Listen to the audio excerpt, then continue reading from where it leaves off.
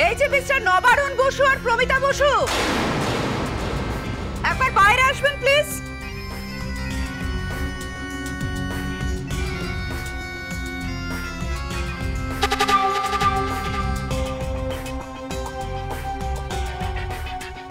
কি হলোটা কি বড় বৌদি? মা বাবাকে ওইভাবে ডাকছো কেন তুমি?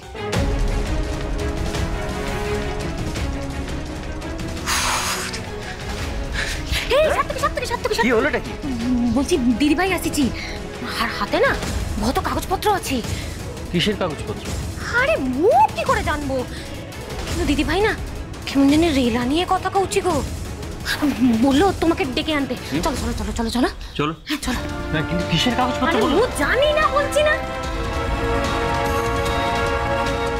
কি হয়েছে কি বৃন্দা, চিৎকার করছো কেন?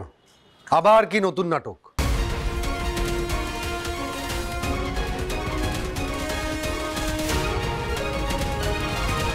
বাহ, এই তো সবাই চলে এসেছে। শুধুমাত্র আপনার বোন নেই, যে কিনা তার মেয়েকে নিয়ে দিনের পর দিন ভিখিরির মতো এ বাড়িতে খেয়ে যাচ্ছে।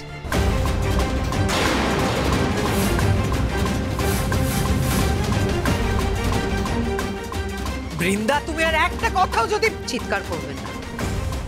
আপনার ননদ আর তার মেয়ের সময় শেষ।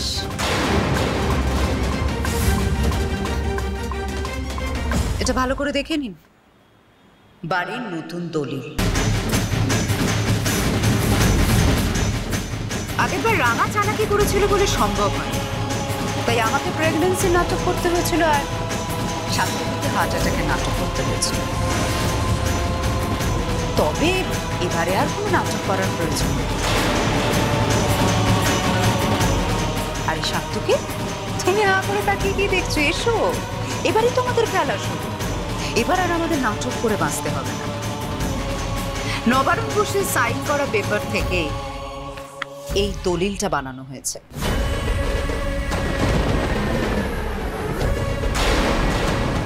যেখানে নবারুণ বসু সজ্ঞানে, সানন্দে এবং সুস্থ মস্তিষ্কে এই পুরো বাড়িটা আমার নামে লিখে দিয়েছে।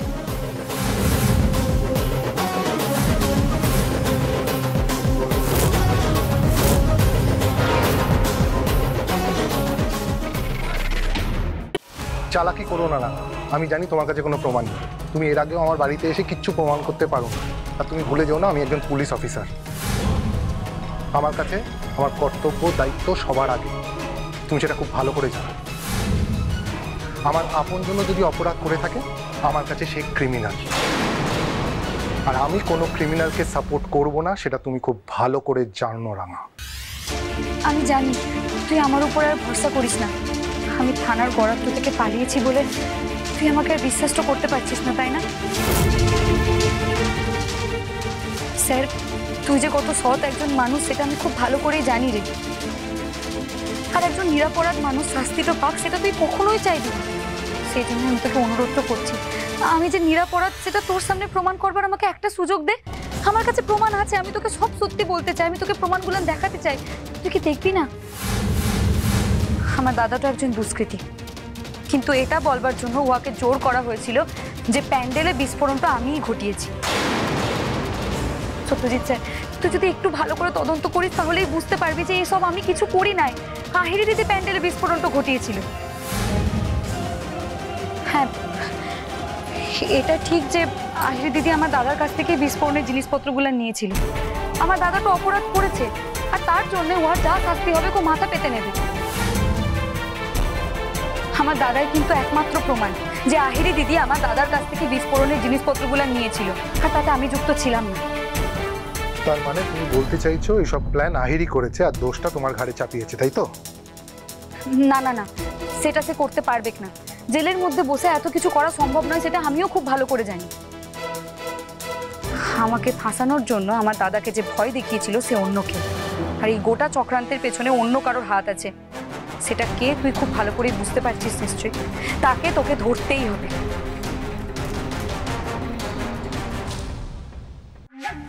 দেখো, আমি কিন্তু তোমাদের কাউকে বাড়ি থেকে তাড়িয়ে দেব না। বৃন্দা, আমি এতদিন তোমায় কিছু বলিনি। আমি অনেক সহ্য করেছি, আর না তুমি যা কিছু করেছো সব আমি মেনে নিয়েছি, কিন্তু আমি আমি আর কিছুতেই মানবো না। আমি যে এখনো তোমার স্বামী সেটা আমি প্রমাণ করব। তুমি যদি এই মুহূর্তে এক্ষুনি এখানে দাঁড়িয়ে ওই ওই ওই কাগজ ছিঁড়ে না ফেলো, তাহলে আমি আমি তোমাকে এই বাড়ি থেকে বের করে দেবো। চুপ! আমি বাড়ির মালিক। কি যে বলছো সভ্য? বাড়ির মালিককে তুমি বাড়ি থেকে বেরিয়ে যেতে বলছো?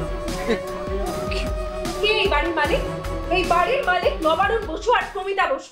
চিরকাল তাই ছিল আর তাই থাক। কি ব্যাপার বলো তো বড় বৌদি? আগের বার যে প্রেগন্যান্সির নাটক করে তোমাকে বাঁচতে হয়েছিল ভুলে গেছো? প্রমিতা বসু, আপনি তো পড়াশোনাটা যথেষ্ট ভালো জানেন। একটু এই দলিলটা পড়ে দেখুন তো, কি কি লেখা আছে এই কাগজটায়। ময়না, কাগজটা একটু দিয়ে দে তো।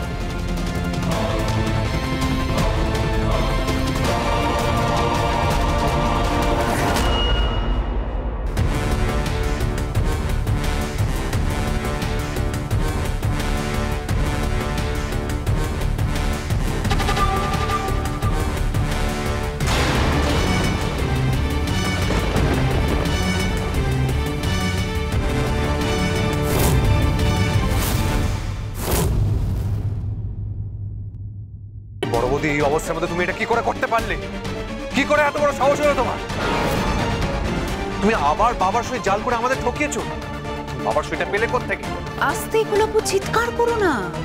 তুমি ভুলে যেও না যে তুমিও অনেকগুলো পেপারে সাইন করেছো। পেপারস?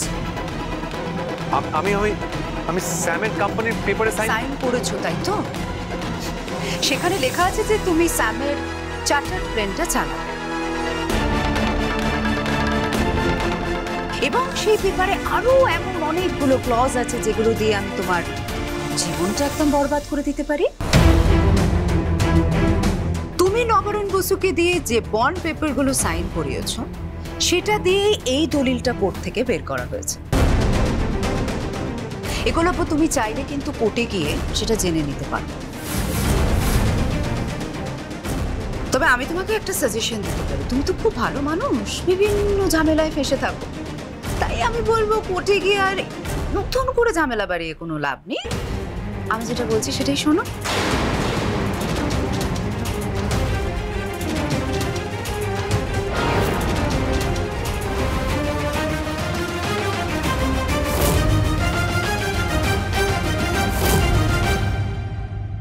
দেখ সত্যজিৎ স্যার, আমার কাছে কিন্তু সমস্ত প্রমাণ আছে। সেই সমস্ত প্রমাণ আমি মিডিয়াকে ডেকে তাদের হাতে তুলে দিতেই পারি, কিন্তু সেটা করলে তোকে অপমানটা করা হবে। আর তুই আমাকে ভুল বুঝেছিস বলে পরে খুব আফসোস করবি।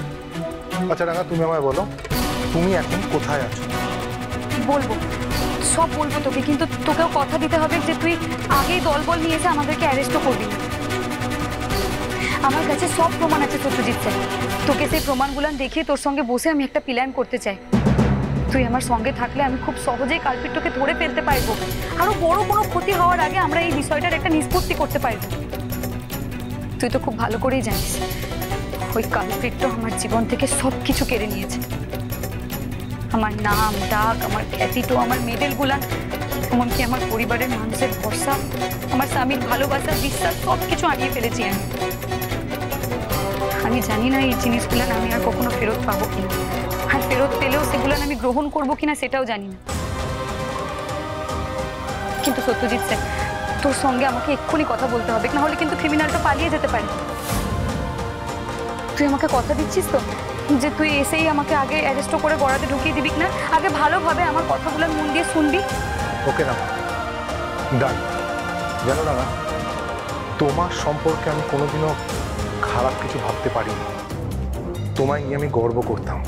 আমি ভেবেছিলাম তোমাকে আমি একটা অন্য জীবন দিতে পেরেছি। বাট যাকে ছাড়ো, আমি আসবো, কিন্তু একটা কথা তোমায় বলতে চাই, এটা কিন্তু তোমার শেষ সুযোগ রাঙা। যাচ্ছি।